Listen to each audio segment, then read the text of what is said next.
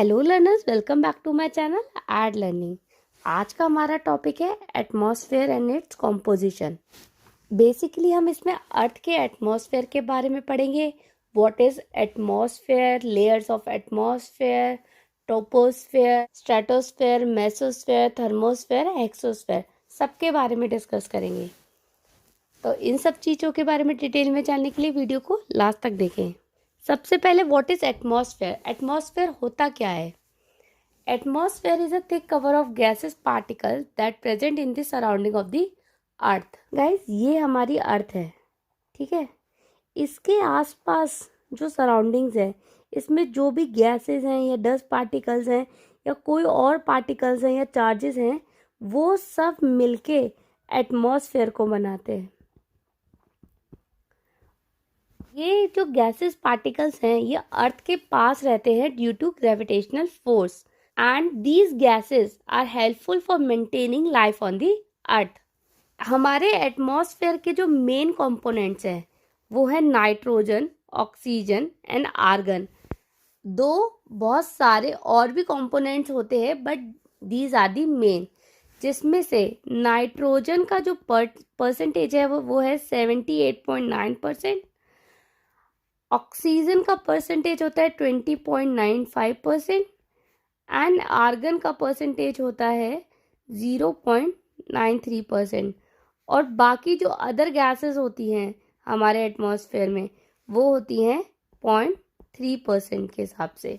अब देख लेते हैं कि एटमॉस्फेयर में कौन कौन सी लेयर्स होती हैं। एटमॉस्फेयर हमारा जो है वो लेयर्स के ऊपर बना होता है इस तरीके से। तो बेसिकली 5 लेयर्स है एटमॉस्फेयर में जो बेस करती हैं कि कितना प्रेशर है और सी लेवल से कितने ऊपर पे है। इन दो चीज़ों पे ये बेस्ड करती है। अब एक चीज़ है लर्नर्स, जैसे ये हमारी अर्थ है और ये उसका एटमॉस्फेयर है, तो एटमॉस्फेरिक प्रेशर जो होता है वो डिक्रीज होता है जैसे जैसे हम ऊपर की तरफ बढ़ते हैं। ऊपर की तरफ हम जैसे जैसे बढ़ेंगे हमारा जो एटमॉस्फेरिक प्रेशर है वो डिक्रीज हो जाएगा। अब एक क्वेश्चन हमेशा पूछा जाता है कि हायर टेम्परेचर हो और लोअर प्रेशर हो तो किस तरीके का वेदर रहता है। हमेशा याद रखना, जब भी टेम्परेचर हाई होता है तो जो एटमॉस्फेरिक प्रेशर होता है वो लो हो जाता है, क्योंकि टेम्परेचर हाई होगा तो वार्म एयर्स निकलेंगी और वार्म एयर निकलेंगी तो वो हमेशा ऊपर की तरफ जाती है। वार्म एयर ऊपर की तरफ जाएंगी तो एटमॉस्फेरिक प्रेशर कम हो जाएगा। और एटमॉस्फेरिक प्रेशर कम होने की वजह से जो क्लाउड्स हैं, मतलब जो वेदर है वो मॉइस्ट रहेगा और स्काई जो है वो क्लाउडी रहेगा। और इसी के अपोजिट जब भी प्रेशर हाई होगा या जब टेम्परेचर कम होता है तो जो जितना भी एटमॉस्फेरिक प्रेशर है वो नीचे नीचे ही रहेगा, जिसकी वजह से जो वेदर है वो क्लियर रहेगा और सनी स्काई रहते हैं। सो सिंपल सी बात है, हाई टेम्परेचर मतलब low atmospheric pressure and low atmospheric pressure means cloudy sky and moist weather, and low temperature and high pressure deal with clear and sunny sky. अब कौन कौन सी लेयर्स है atmosphere में उसको detail में डिस्कस कर लेते हैं। यहाँ पे मैं डायग्राम के थ्रू समझाने वाली हूँ कि कौन कौन सी लेयर्स हैं हमारे अर्थ में। सबसे पहले है ये अर्थ है हमारी, ये उसका ग्राउंड लेवल है। ग्राउंड लेवल से हम 18 किलोमीटर तक जाएंगे, 18 किलोमीटर्स तक, तो जो एटमॉस्फेयर रहेगा उसको हम बताएंगे, उसका नाम है ट्रोपोस्फेयर।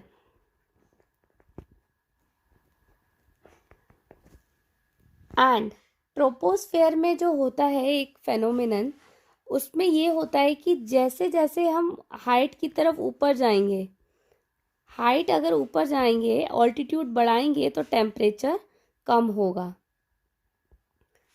अर्थ से 18 किलोमीटर तक ट्रोपोस्फेयर ही रहता है और जो ट्रोपोस्फेयर है वो ग्राउंड लेवल पे 18 किलोमीटर उसकी रेंज होती है, लेकिन वही ट्रोपोस्फेयर पोल्स के पास में आके 8 किलोमीटर तक की उसकी रेंज होती है, 8 किलोमीटर्स।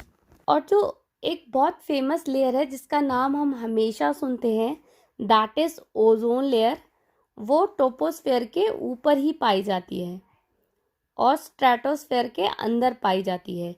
ट्रोपोस्फेयर के बाद स्टार्ट हो जाता है स्ट्रेटोस्फेयर। 18 to 50 किलोमीटर तक रहती है स्ट्रेटोस्फेयर। इस रीजन को हम कहते हैं स्ट्रेटोस्फेयर। और इस स्ट्रेटोस्फेयर में क्या होता है, टेम्परेचर बढ़ता है with the increase of height. Height बढ़ने से टेम्परेचर बढ़ता है। ट्रोपोस्फेयर में हाइट बढ़ने से टेम्परेचर कम होता था। स्ट्रेटोस्फेयर के बाद जो रीजन आता है उसको हम कहते हैं मेसोस्फेयर, और ये एक्सटेंड करता है 50 to 80 किलोमीटर्स तक। ये हम अपने ग्राउंड लेवल से ऊपर जा रहे हैं, ये वो लेयर्स की बात हो रही है। और मेसोस्फेयर में भी टेम्परेचर गिरता है with the increase of height बढ़ने से टेम्परेचर कम होता है। मेसोस्फेयर के बाद जो लेयर आती है उसको वो एक्सटेंड करती है 80 किलोमीटर्स टू 400 किलोमीटर्स तक। इसको हम थर्मोस्फेयर भी कहते हैं या आइनोस्फेयर भी कहते हैं। थर्मोस्फेयर के अंदर ही एक लाइन होती है जिसको हम कैरमल लाइन कहते हैं। कैरमल लाइन कहते हैं।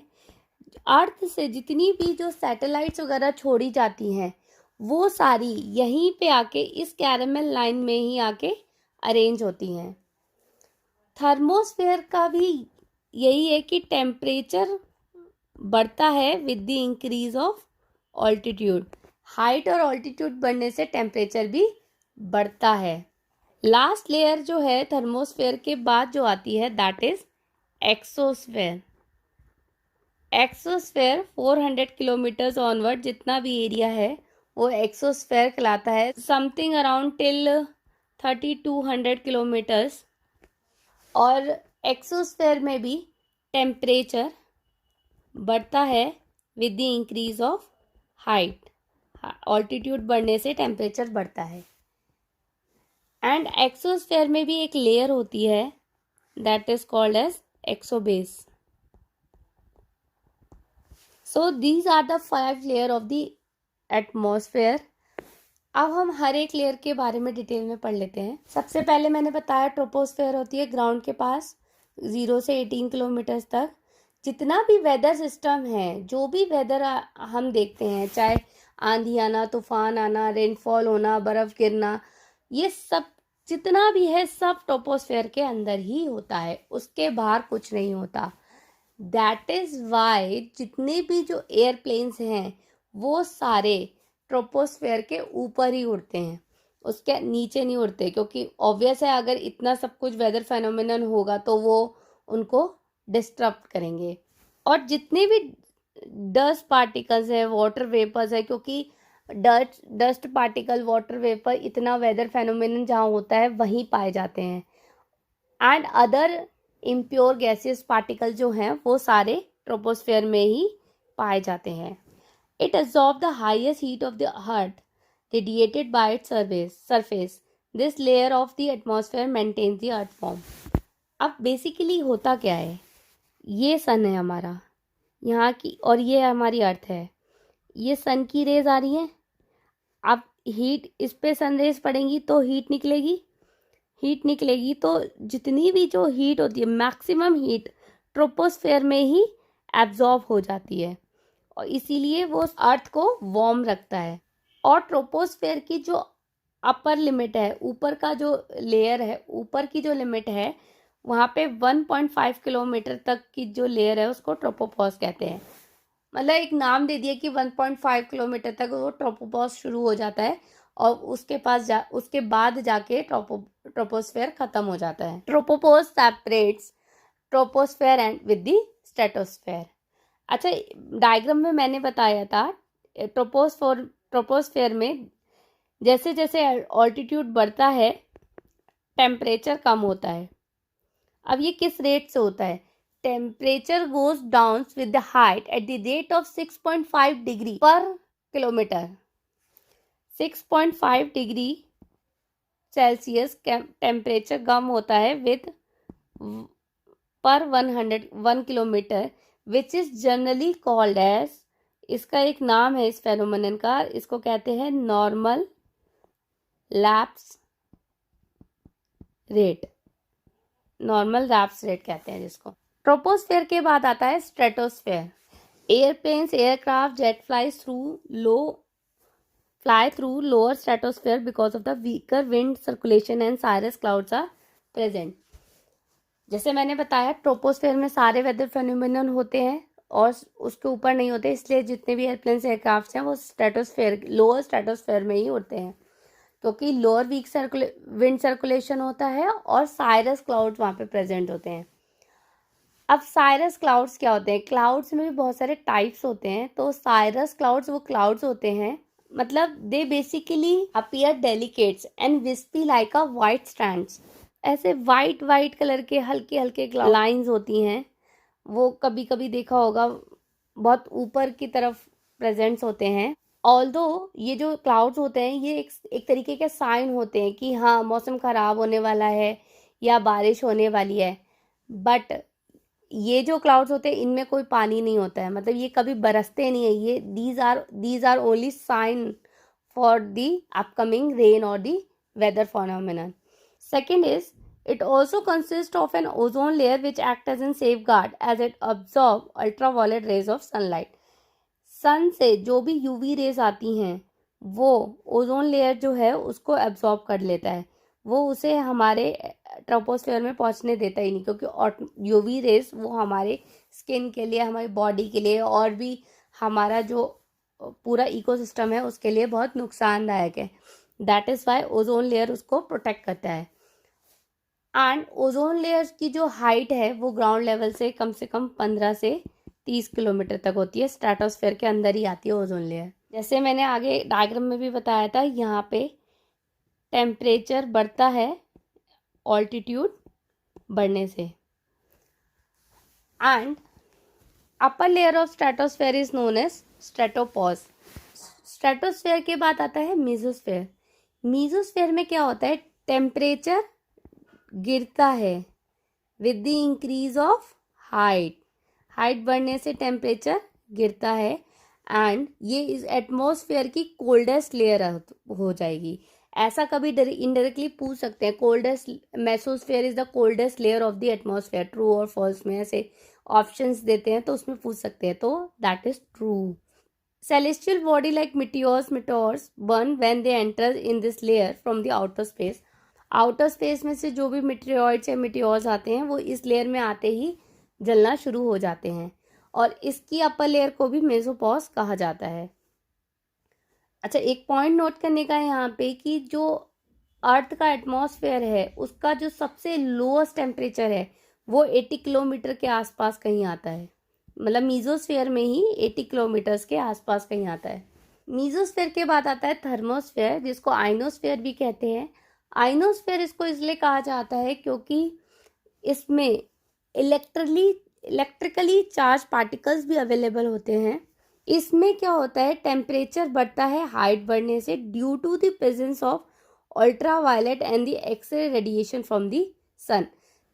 Weather event like northern light, southern light, aurora etcetera happen in this layer. कुछ ऐसे वेदर इवेंट्स होते हैं जो थर्मोस्फेयर आइनोस्फेयर में ही होते हैं। ये जो नॉर्दर्न लाइट या साउदर्न लाइट है इनको हम आगे की वीडियो में डिस्कस करेंगे। This layer also protects the earth from falling of any meteoroids like celestial body as it burn up them.